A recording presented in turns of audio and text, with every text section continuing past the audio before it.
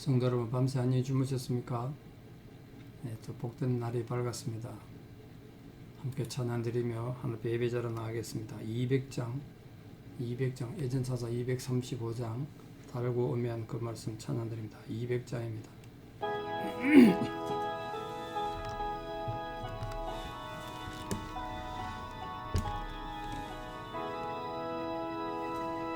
달고 묘한 그 말씀 생명의 말씀은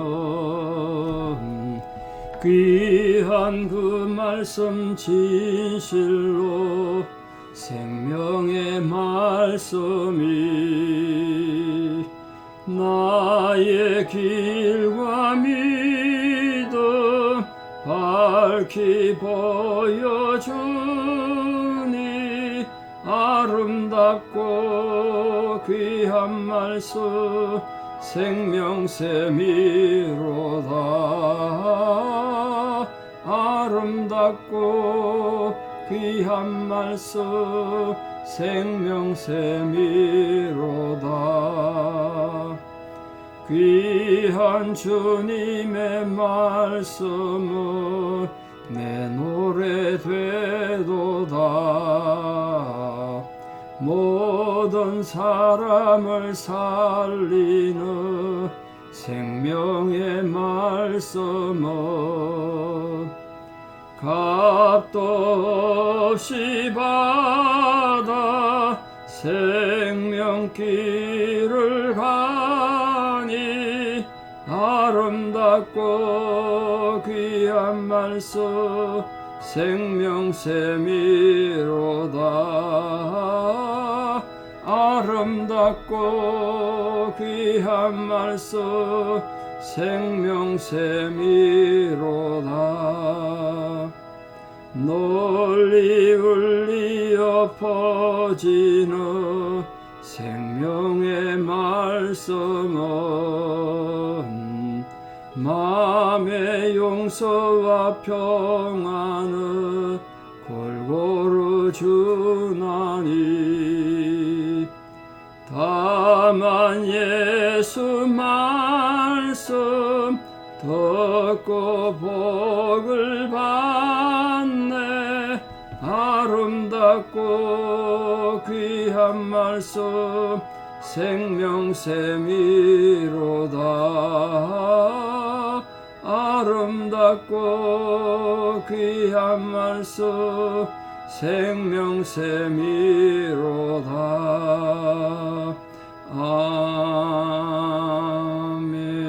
아멘. 함께 신앙 고백 드리겠습니다. 나는 전능하신 아버지 하나님 천지의 창조주를 믿습니다. 나는 그의 유일하신 아들 우리 주 예수 그리스도를 믿습니다. 그는 성령으로 잉태되어 동정녀 마리아에게서 나시고 본디오 빌라도에게 고난을 받아 십자가에 못 박혀 죽으시고 장사된 지 사흘 만에 죽은 자 가운데서 다시 살아나셨으며 하늘에 오르시어 전능하신 아버지 하나님 우편에 앉아 계시다가 거기로부터 살아있는 자와 죽은 자를 심판하러 오십니다. 나는 성령을 믿으며 거룩한 공교회와 성도의 교제와 죄를 용서받는 것과 몸의 부활과 영생을 믿습니다. 아멘. 2023년 2월 24일 금요일 새벽 하나님 주신 말씀 로마서 6장 18절에서 23절입니다. 로마서 6장 18절에서 23절. 로마서 6장 18절에서 마지막 23절까지 봉독에 올립니다. 죄로부터 해방되어 의에게 종이 되었느니라. 너희 육신이 연약함으로 내가 사람의 예대를 말하노니 전에 너희가 너희 지체를 부정과 불법에 내주어 불법에 이른 것 같이 이제는 너희 지체를 의에게 종으로 내주어 거룩함에 이르라. 너희가 죄의 종이 되었을 때에는 의에 대하여 자유로웠느니라. 너희가 그때 무슨 열매를 얻었느냐? 이제는 너희가 그 일을 부끄러워하나니 이는 그 마지막이 사망임이라. 그러나 이제는 너희가 죄로부터 해방되고 하나님께 종이 되어 거룩함에 이르는 열매를 맺었으니 그 마지막은 영생이라. 죄의 삭은 사망이요 하나님의 은사는 그리스도 예수 우리 주 안에 있는 영생이니라. 아멘. 예. 성도가 된다는 것, 크리스찬이 된다는 건 뭘 의미할까요? 한마디로 표현하면 하나님의 종이 되는 겁니다. 하나님의 종이 되는 것. 의의 종이 된다는 거예요. 저도 어릴 때 조금 헷갈렸습니다만 죄의 종이 되나 의의 종이 되나 둘 다 종인데 그게 좋은 거냐? 이런 생각이 어리석게 들었습니다. 여러분 어떻습니까? 뭐 그렇게 생각할지 몰라요. 신앙인이든 비신앙이든 뭐 교회를 다니든 안 다니든 신자든 아니든 간에 어느 쪽 종이 되든 종사라는 건 마찬가지 아니냐 이렇게 생각하기 쉽습니다. 그러나 두 차이는 엄청난 차이가 있죠. 말로도 알 수 없는 차이가 있습니다. 죄의 종살이는요 정말 가혹하고 혹독하죠. 인격을 파괴시키고 그 끝은 죽음이죠. 죽음. 그러나 하나님의 의에 따라 순종하는 하나님 앞에 순종하는 노예 생활은 하나님의 노예가 된다는 건 즐겁고 기쁘고 만족스럽고 그 끝은 생명과 평화에 이르게 됩니다. 그래도 그게 똑같습니까? 전혀 다르죠. 그러므로 예수 그리스도의 보혈의 공로로 말미암아 죄에서 해방된 우리 성도님들은 다시 죄 가운데 노예가 되지 않도록 죄의 노예가 되지 않도록 정말 노력해야 되지 않겠습니까? 마치 또 우리가 죄의 노예가 된다면 예수님이 십자가에 죽으신 그 죽음을 헛되게 하는 거고 정말 그 하나님을 슬프게 하는 거 아니겠습니까? 정말 자기 몸에 맞지 않는 옷 입는 것처럼 죄 짓는 것이 불편해야 돼요. 그렇게 설명해도 이 로마 교인들이 철학적인 배경을 가지다 보니까 이해가 좀 힘들었나 봐요. 노예란 말 자체가 지금은 우리가 노예제도가 없으니까 그런데 당시에 둘로스 노예라는 어감 자체가 굉장히 안 좋은 거거든요. 로마에는 자유인은 10%밖에 없고 노예가 그 10배나 있었으니까 노예가 된다는 건 정말 안 좋은 건데 어쨌든 노예라는 단어를 쓰니까 이해가 안 되고 거부 반응이 있으니까 그래서 19절에 이렇게 말해요. 너희 육신이 연약함으로 내가 사람의 예대로 말하노라. 그러니까 너희 본성이 악하기 때문에 이해를 못하기 때문에 내가 인간적인 비유를 들어 말한다는 거예요. 그 노예라는 표현이 그런 뜻이라는 거예요. 본성이 약하다는 말은 인간이 약하다는 말은 비유나 예화가 아니면 하나님의 그 깊은 진리를 깨달을 수 없는 인간의 본성이 연약함을 말해요. 그 성경만 쭉 얘기해가지고 다 이해되면 얼마나 좋겠어요. 제가 설교할 때 이 본문을 나타낼 수 있는 가장 정확한 예는 뭘까? 그걸 항상 고민하고 묵상한 이유가 우리 본성이 약하기 때문에 그래요. 성경만 줄줄 읽는다고 해서 성경적이 되는 것도 아니고 그런 거예요. 얼마나 성경을 잘 전달되어졌는가 그게 중요해요. 사도 바울이 이제까지 죄의 종과 의의 종을 대조하면서 거룩한 생활, 성화의 생활을 교리적으로 설명했지만 이게 로마 교회 성도들한테 이해가 안 되는 거예요. 어쨌든 종은 노예는 나쁜 개념인데. 그래서 그들을 이제 이렇게 설명한 거예요. 그들이 예수 그리스도를 믿기 이전에 제멋대로 살았던 그 죄악된 생활과 복음을 알고 난 뒤에 거듭난 이후의 생활을 직접 비교해 보라는 거예요. 그들이 죄에서 떠나서 하나님 은혜 안에 거해야 되는 이유가 분명하게 나타나지 않느냐 이거죠. 지금도 하나님 모르든 예수 모르든 그때로 살고 싶으냐? 그렇게 살고 싶지는 않죠. 그것이 죄의 종과 의의 종의 차이다. 그렇게 지금 비유로 설명한 겁니다.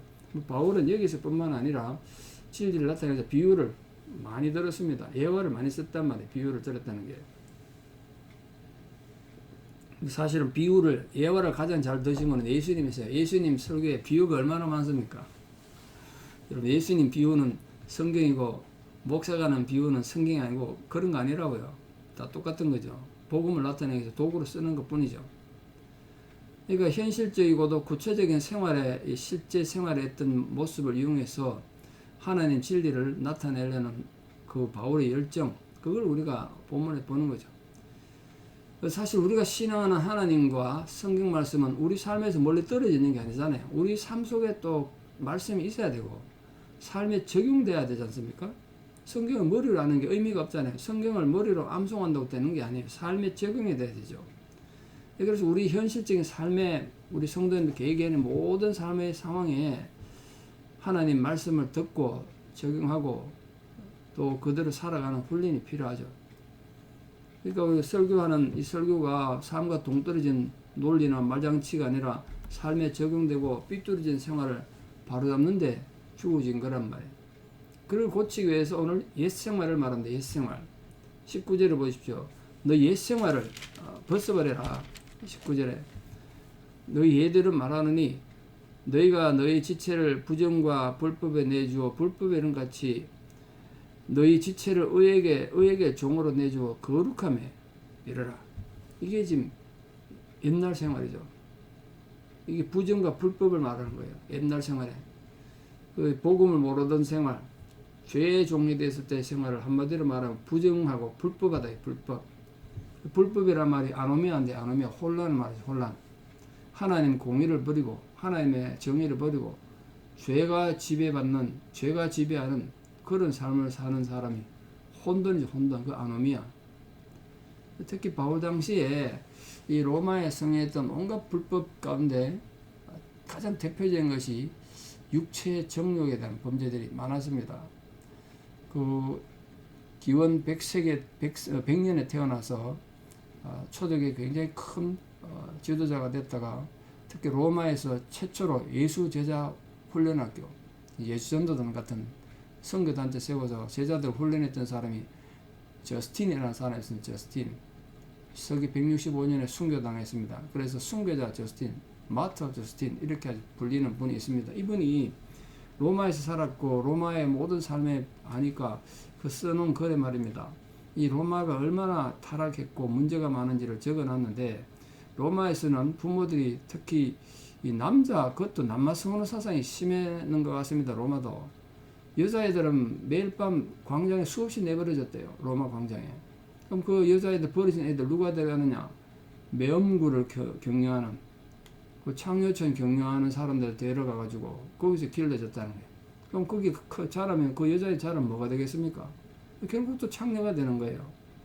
그럼 저스틴이 쓴 글에 보면 정말 비극적인 이론, 그 창녀가 매일 관계하는 사람들 중에 자기 아버지도 있고 오빠도 있고 이렇다는 거예요. 혈육이 있는 거예요.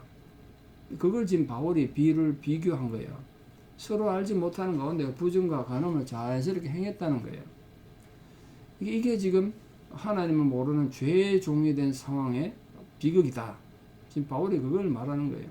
이게 하나 불법을 저지르니까 하나님 주 생명을 갖다 버리니까 또 다른 불법이 계속 이어지더란 거예요. 이게 죄의 법칙이에요. 처음 나쁜 일 할 때는 망설이거나 죄책감도 느끼고 겁이 나죠. 그래서 두 번째 할 때는 꺼리낌이 없죠. 근데 그 계속 하다 보면 죄가 죄로 느끼지 않고 오히려 쾌감을 느낍니다. 쾌락을 느끼죠. 그러니까 죄를 자꾸 짓기 시작하면 수많은 다른 죄들이 생기게 되고 죄는 점점점 심화되어 가서 결국은 죽음으로, 영원한 죽음으로 끝나는 거죠.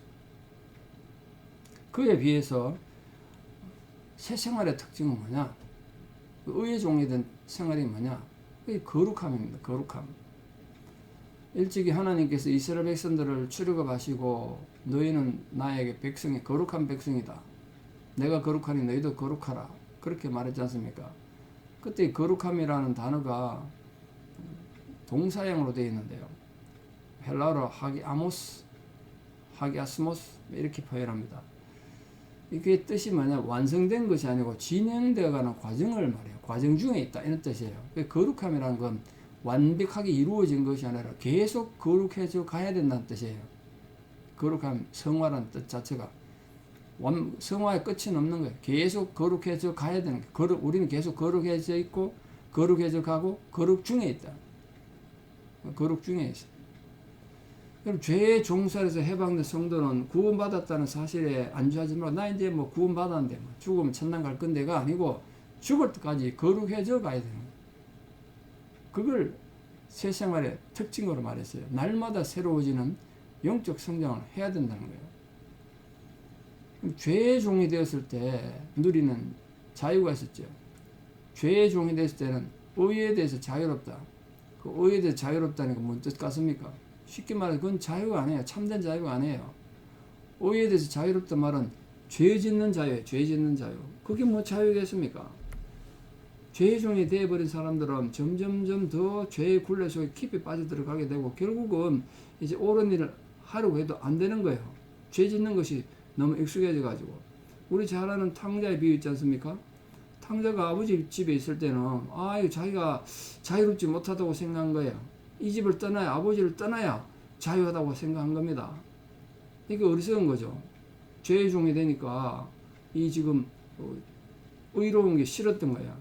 아버지 집을 떠났습니다. 자유로웠습니다. 돈도 마음대로 쓰고 친구도 마음대로 사귀고 온갖 방탕한 짓을 마음대로 했죠. 자유인 줄 알았습니다. 근데 그게 자유였습니까? 아니었어요. 그런 영원한 죄의 노예가 됐습니다. 아버지 떠난 그의 자유는 다만 그를 더 심각한 죄의 노예로 만들고 말았습니다. 근데 그가 진정한 참된 자유를 발견한 것은 나중에 회개하고 돌아와서 아버지 앞에 돌아와서 아버지 품에서 순종했을 때 진짜 자유를 발견했다는 거예요. 그게 진정한 자유의 의미예요. 그러니까 우리는 하나님 안에 있기를 포기하면 그건 자유가 아니라 정상적 상태가 아니기 때문에 어떤 진정한 자유도 없고 유익한 열매를 맺을 수가 없어요. 결국은 쓰라린 죄의 흔적만 남기고 결국은 사망이 오는 거예요. 사망. 그때 사망은 육신이 죽는 것뿐만 아니라 영원한 죽음을 말하는 영적 죽음을 말해요.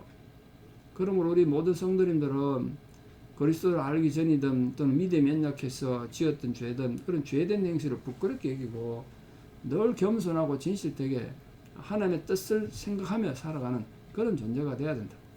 죄의 생활과 거룩한 생활의 궁극적인 결과가 뭐냐 하면 오늘 본문에 뭐라고 그랬습니까? 죄의 지배를 받는 생활은 결국은 사망에 이릅니다.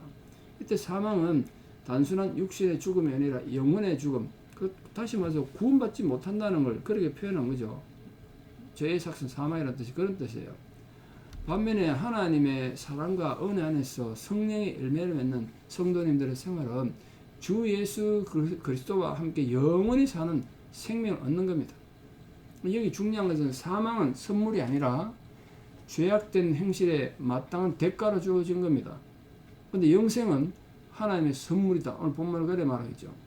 그 영생은 인간의 윤리적 도덕적 탁월함과 노력에 의해서 얻어지는 것이 아니라 전적으로 하나님의 주권과 의지에 의해서 주어지는 거예요. 그러나 죄는 삭스를 가져온다. 대가를 가져온다. 대가. 그 삭시란 표현이 원래는 군대에서 쓰던 용어인데요.